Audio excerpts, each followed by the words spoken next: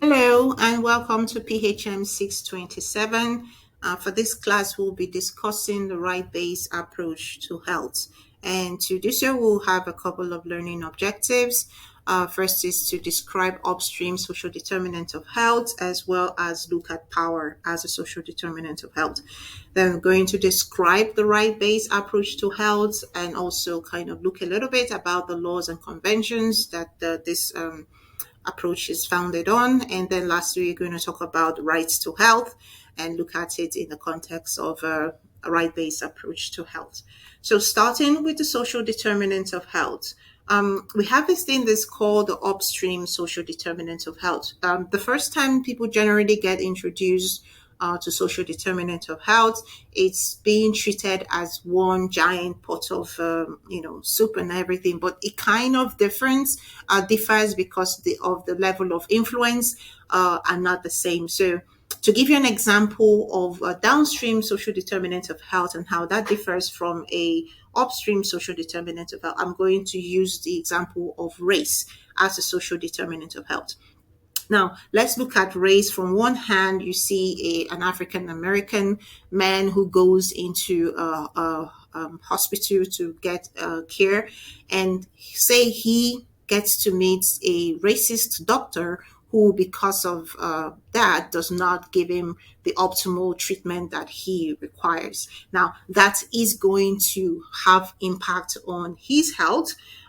However, imagine a situation whereby there is a law that says African Americans cannot receive medical treatment. So the two are discriminatory actions, but one has a much greater impact and influence on race than the other. Now, the racist doctor, you can look at it as being a downstream social determinant of health, while the policy that says African Americans can see medical professionals would be an upstream determinant of health. So upstream determinant of health has a much greater impact on the outcomes of health than downstream determinant of health.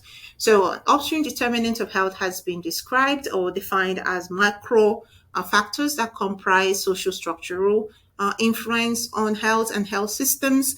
And usually, when we're looking at upstream determinants of health, we are, thinking in terms of government policy. We are also looking at social and physical and economic factors that do determine health. Another description of upstream determinant of health is the social and economic policies that's set in place a progression of steps that limits and restricts and ultimately results in health disparities.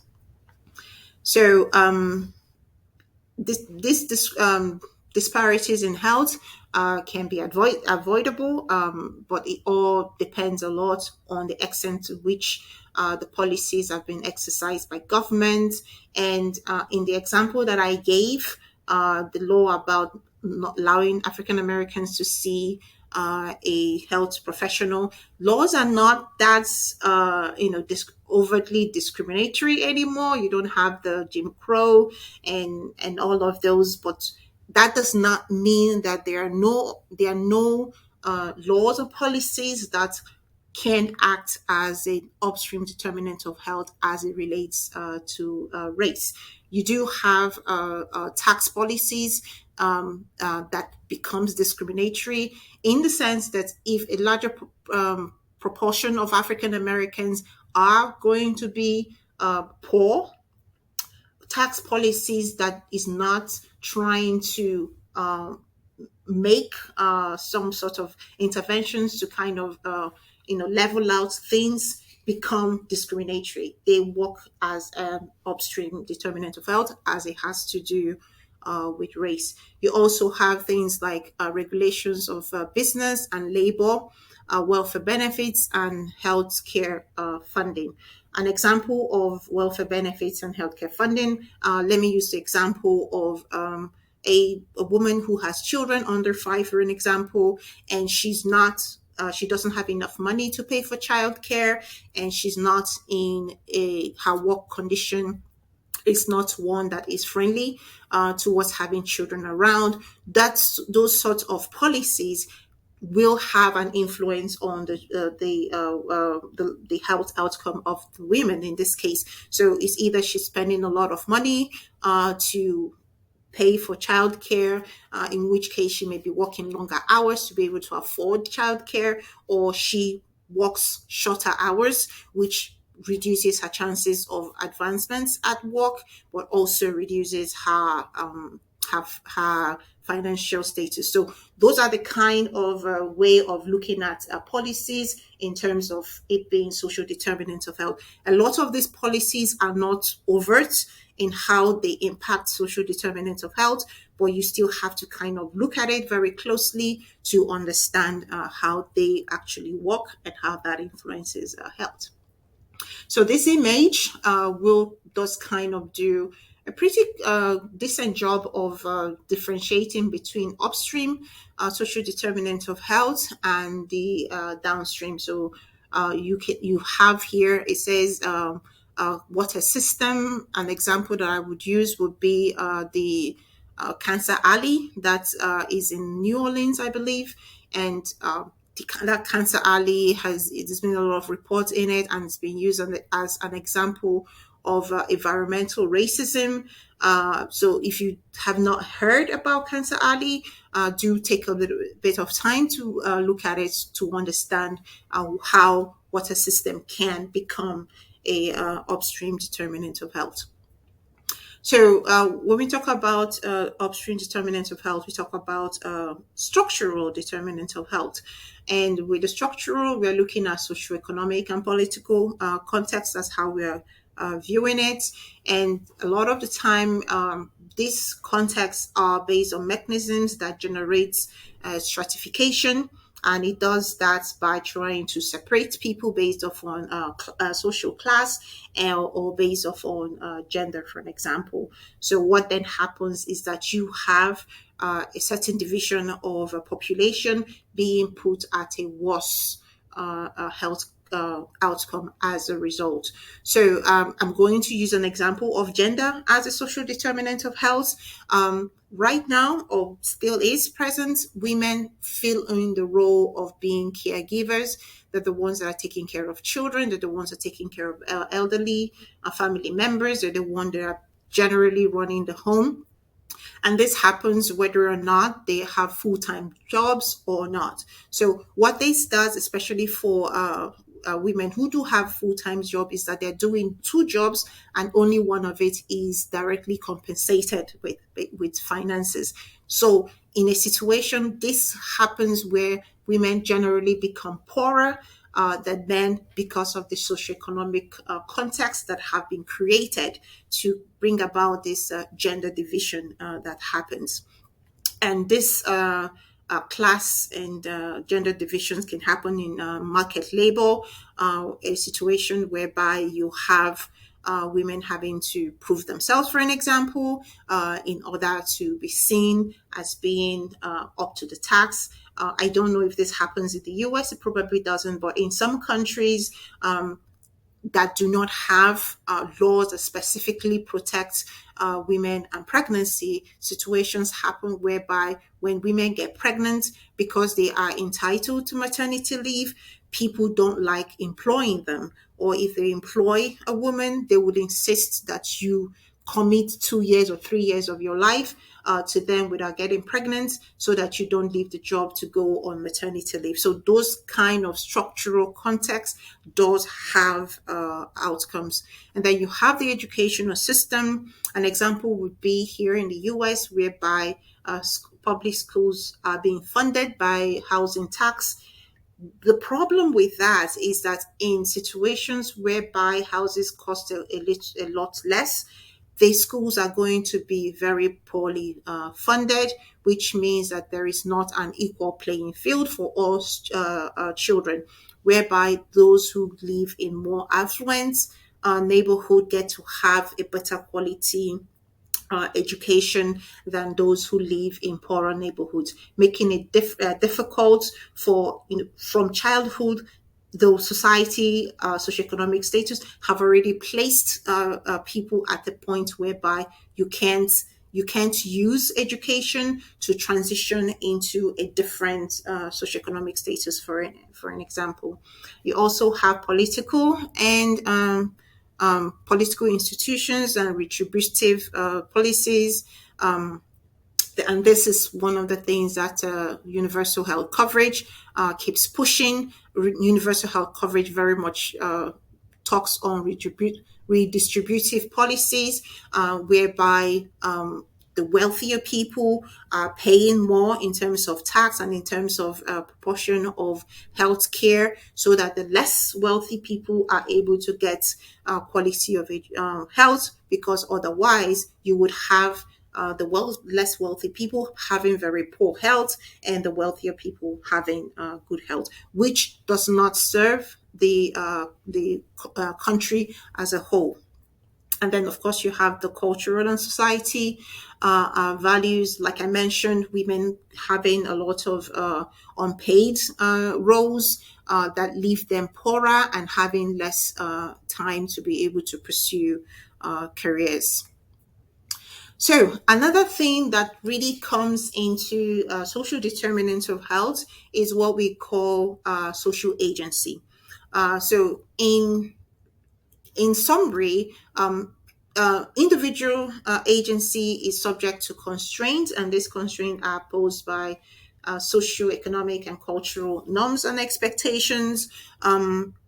Let me use, for example, a woman, I'm still using gender as an example here, a woman who comes from a culture whereby women are the caregivers, and she says, I want to be able to walk, and her job that she's doing does not have childcare, or she has to prove herself in the sense that she's not going to consider her family as being a lot more important than job. It means that she doesn't really have agencies when it comes to making career decisions. She's going to be making decisions based off on cultural expectations in the terms of how am I able to fulfill my family obligations as well as fulfill my work and my professional obligations.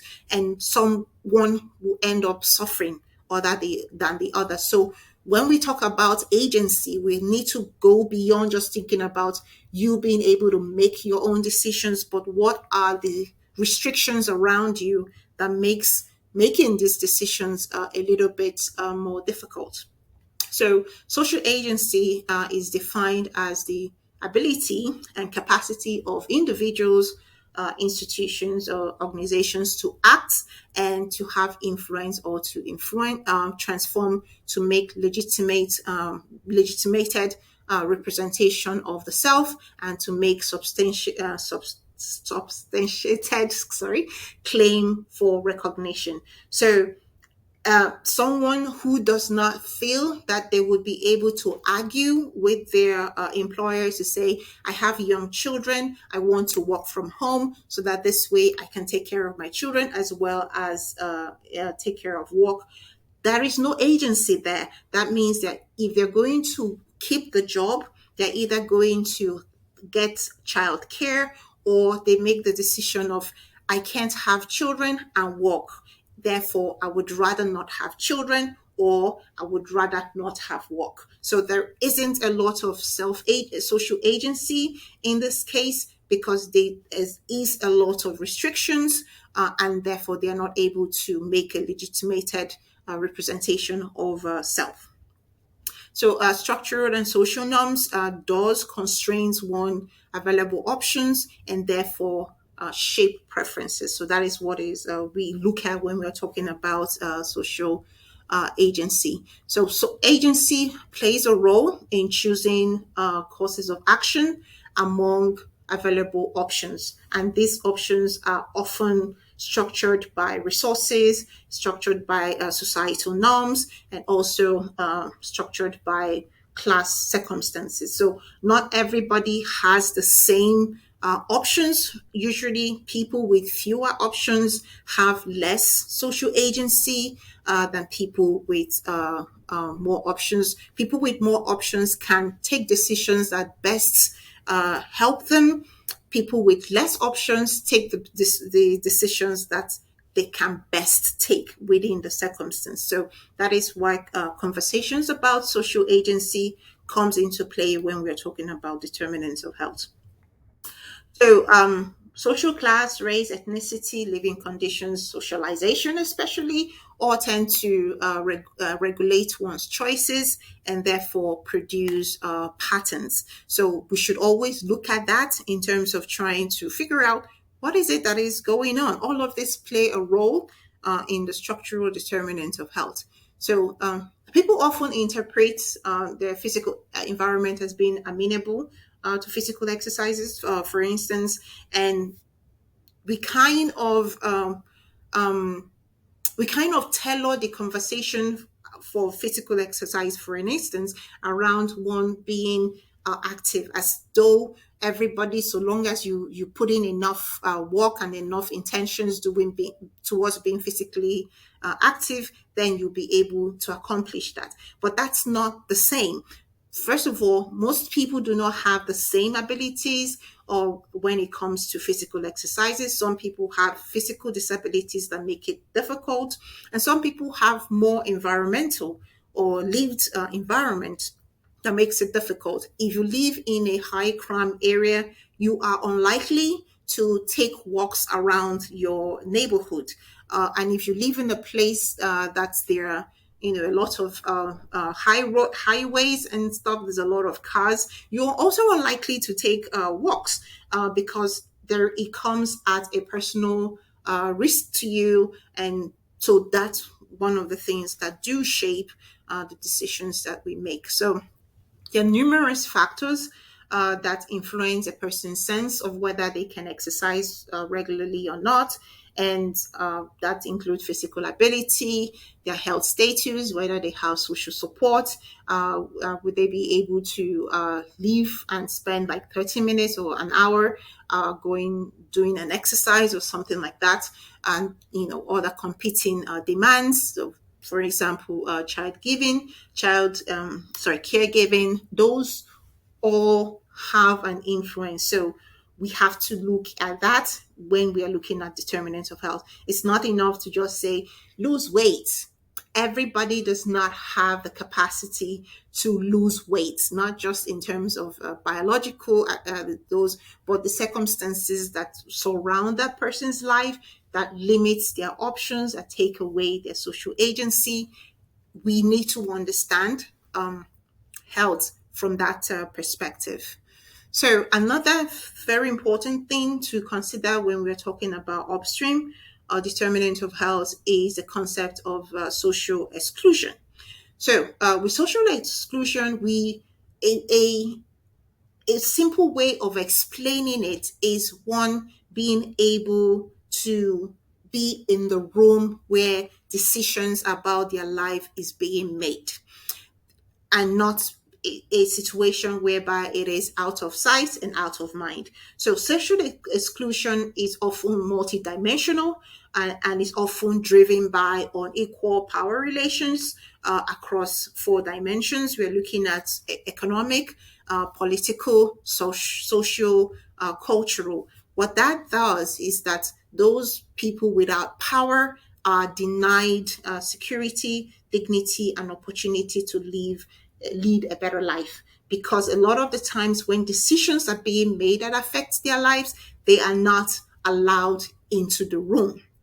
And right now, there's a lot of conversations about intersectionality. That didn't used to be the case. And why the conversations about intersectionality comes in is because without fully understand how different aspects of people's life are all interplaying with them, we will not have a situation. We will have a situation where people are being socially excluded, and therefore we start painting them with the same brush when that is not the case. So some non-medical factors that influence health, create systemic failures, has to do with treaty obligations, quality and culturally appropriate health. For example, indigenous people that result in their poor health. You can click on this. It really looks at how social exclusion have affected in indigenous people. I think it does it. It looks at it from the US perspective, from Canada perspective, and in Australia. So it's a really good paper to look at because it really does dive deep into it. So please watch this video that looks at exclusion from social production. It does, really drive home the conversation. And so this is the mechanism by which power influences one's contribution to one's agency and its exclusion. So you have the stratifiers that determine how much power they have, on which we look at income, what your income is, what your profession is, the kind of education you got or able to get, social class, gender, ethnicity. All of this play a role in determining how much resources a person has, what the status that they hold in society, how much political sway they can have in terms of policies or in terms of even lobbying or advocacy, as well as some of the discriminatory practices that may be directed towards them. So we have to look at power when we are looking at social determinants of health, because it does have a lot of impact on that. Please watch this video that looks at health inequalities and looks at it from the lens of power, income, and health. It really does drive home this point. So for the second objectives, we are going to be looking at the right-based approach to health.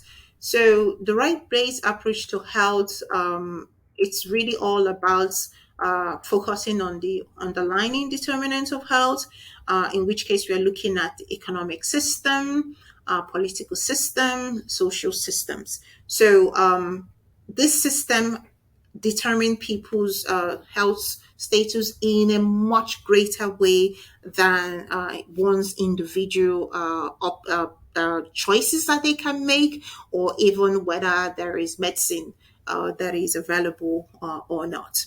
So the right-based approach to health, what it does is it aims to support better and more sustainable development outcomes by analyzing, addressing the inequalities, discriminatory practices, and unjust power relations, which are often at the heart of development problems. So this is from WHO Department of Ethics, Equity, Trade, and Human Rights. So the right-based approach wants us to look beyond health on the individual level or even on the societal level, but kind of looks at it more from the structural lens of it.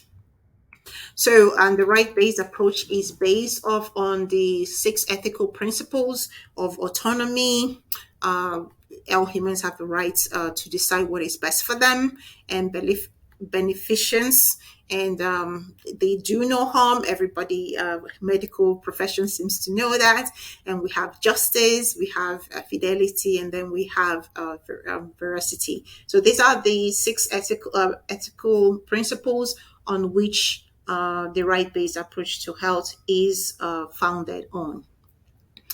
And to do that, in terms of the right-based approach, there's a lot of conversations about ethics, looking at as it relates to health access, criteria for treatment access, has to consider things like one must be subject to human rights and ethical standards. Everyone should have the right to participate in making decisions about the things that influence them or affect them. And then, of course, the guiding principle of human rights law, in which non-discrimination and equality under the law. And there's a lot of overemphasis on non-maleficence and not derogating duties. And of course, paying particular attention to marginalized or vulnerable population, very, very important. So when planning or implementing public health programs, there is a need to consider ethics if it is going to be a right-based approach. So one has to ask questions such as, what are the public health goals for the proposed intervention, policy, or program. How effective would this intervention be? And what is the known or potential burden to the program? How can this burden be minimized, especially burden that is going to affect the people that are being, this program is being implemented to? And is it less burdensome approach? Than is there a less burdensome approach? And then is the program implemented fairly? One cannot talk about ethics in public health programs if we're not considering fairness to that. And then how can public health benefits and the accompanying burdens be balanced? You don't want one people to be bearing a majority of the burden while another group of people are bearing a majority of the benefits, and that becomes unfair. So you can watch this video that looks at participation and how participation plays a lot of role in when it comes to taking the right-based approach to health. So lastly, for objective 3, we're going to discuss the right to health. So the right to health is very much entrenched in the right-based approach to health. I mean, it's in the name. And by that, we are looking at in terms of considering what the minimum core services that needs to be provided. For example, you have primary education. There is something called universal basic education that is being promoted in many countries. I don't think it's being promoted in the US, but that's been one of the policies that the WHO has been pushing for. And then you have childhood immunization, and then, of course, conversations about affordable primary care. And then also looking at public health strategies being stemmed in right-based approach. We talked about that in the previous slide. And then being able to set priorities that raises ethical principles. Example, fidelity and justice is very, very important. And then also not trying to distinguish between health and human rights. Health is very much a human right, according to the WHO. So you can also read more about it from this article from 1994. And then, of course, right to health shouldn't just happen in country or within countries. We have to look at right to health from a global perspective that also emphasizes responsibilities of a global community. And this has been one of my pet peeves that came from working in global health, whereby there's a lot of the programs that are being done has always been marketed as if it is charity, when in fact it is not. It's a lot about shared responsibility with all that has happened in the global south. A lot of that being a direct influence of the global north. It's a shared responsibility as a way of making up for some of the not very pleasant things that has happened in the past.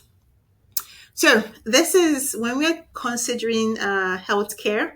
The right-based approach is looking at things like availability, looking at things of accessibility, looking at things of acceptability and quality. So availability is, asking the question whether there's a functioning public health facility. Accessibility is looking at non-discrimination, physical accessibility, affordability in terms of economic accessibility. It's also looking at things as, being respectful of medical ethics and cultural appropriateness, and then quality in terms of evidence-based. So, of course, participation always comes in. Like I said, you need to be in the room when decisions affecting your life is being made, and people are entitled to active, free, and meaningful participations in decisions that directly influence them. It does give them social agency, and it does help in making policies that improve their lives. If they are not in the room when those decisions are being made, there's a likelihood that decisions that come out of those meetings are not going to favor them, or it's going to be a situation whereby they become the ones that carry on the majority of the burden while someone else is carrying the majority of the benefits. So this is a quote that says, it is undeniable fact that one-sided structural adjustment, with all its harsh conditions and lack of human face, has a negligible impact in improving African economies. It implies that suffering the African population are compelled to undergo achieved very little. And this quote comes from conversations about structural adjustment program that the World Health Organization pushed and during in the 80s in trying to under the guise of improving the economy of a lot of African countries, that did exactly the opposite of that. And so this was the conversations about not being in the room when decisions are being made. These structural adjustment programs were being decided at an international level, whereby there were very few Africans who lived in Africa being in the room in trying to make decisions, and therefore with their voice not being heard, the outcome of these decisions ended up negatively impacting them. So this is a number of the Universal Declaration of Health. We have quite a number of it, up to 29. So you can look at number 1 says we are all born free and equal. Number 3 says the right to life. And then number 23 says workers' rights and stuff. So quite a number of them that does help in shaping our conversations about health. And particularly, you can have a look at the General Comment 14 that really does help in establishing WHO's position about health being a right. So it says a right to health is not to be understood as a right to be healthy.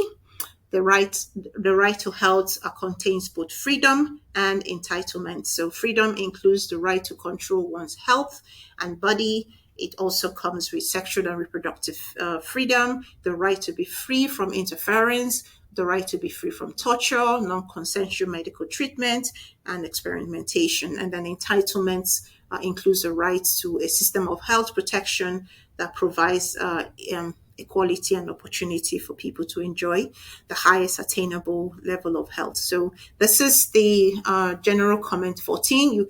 I have included the link here, so you can go in and read some more about it.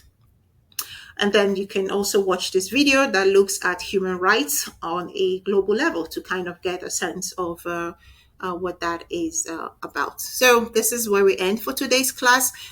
Please use the Q&A board if you have any questions, and I will provide you the clarification as much as I can.